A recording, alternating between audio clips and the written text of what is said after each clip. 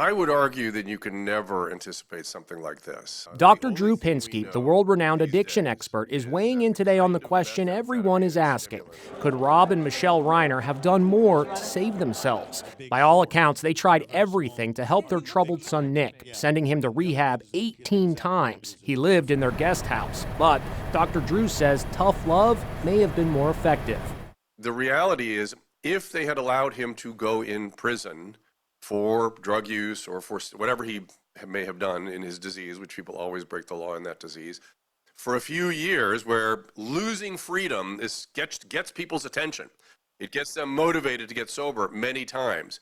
You could have spent a couple years there as opposed to facing the death penalty or life in prison. You know, we've heard a lot now about the Christmas party, the night before.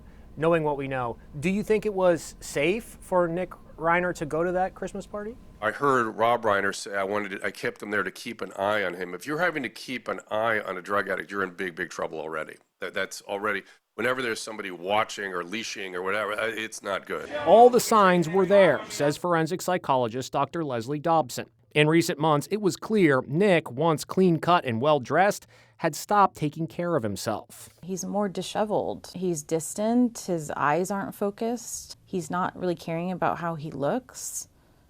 He just doesn't seem like he's a part of the family. She says having a hugely successful father may have caused resentment. I can't live up to him, and I need to. And then this revenge and this vengeance grows inside. It turns to anger. Rob Reiner had said, hey, I know my son better than anybody else. Yeah, that's unfortunately a scary statement that parents make, and I understand why he would say that, but what you have to understand, if you have a loved one or you're a parent of a child, that every wonderful parenting instinct you have will get used by the disease of addiction, which is why you must never attempt to do this alone.